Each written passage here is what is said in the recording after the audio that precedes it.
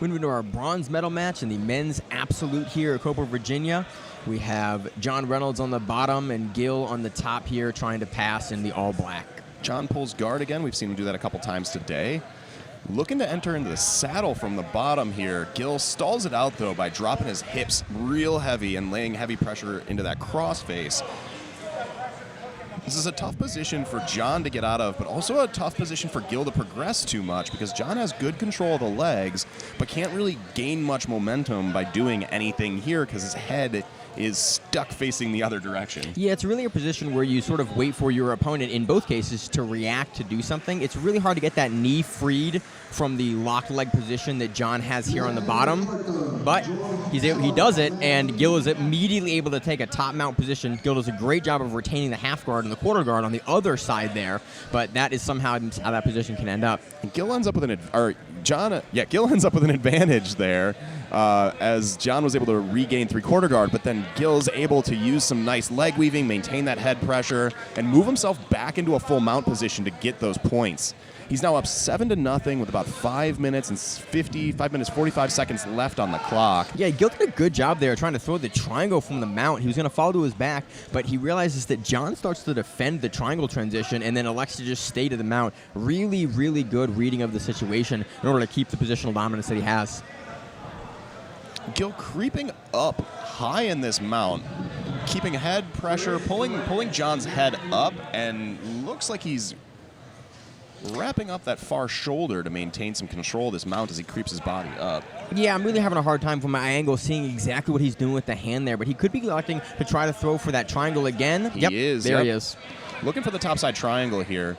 Now, Gil's doing something nice with this where he's staying on top. A lot of people will throw that topside triangle and then roll to the bottom.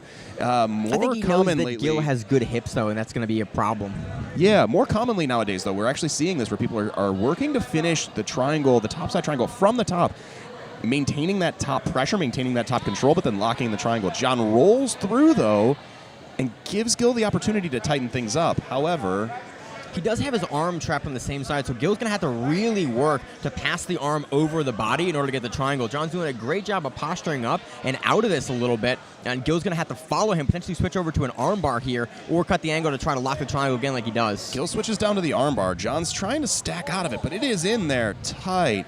It's going to be hard for Gil to put proper torque on, and John checks down into a leg. Yeah, we know John's real hard to submit with an armbar, as we saw in his last match. John going for a heel hook here with a little bit of leg control, but doesn't quite have the knee, so Gil's able to pull out fully. But now we have John here in the passing position on top. John gets 2 points for the sweep on that. Lays back down into this heel hook, but the knee is clear. Yeah, Gil's doing a good job being calm here, pushing on the legs. He kind of grimaced for a second there thinking about it, but realized his knee was out, and he was probably able to, avoid injury there. Now, we saw this in Gil's last match, too. He does a nice job keeping control of the knee line in this process. He's doing a good job defending a lot of these leg attacks. And he seems to be pretty safe in the process, although he's not countering with his own leg attacks. He looks like he's more interested in standing up, and as I say that... Yeah, look, I'm not exactly sure what happened there. It looks like John hurt his knee, I think potentially in his own entry. And then Gil was able to get the heel hook on the other side there to finish the match out. I think that's what happened. A little bit of a weird finish, but I think that there was an injury that we might not have seen in there.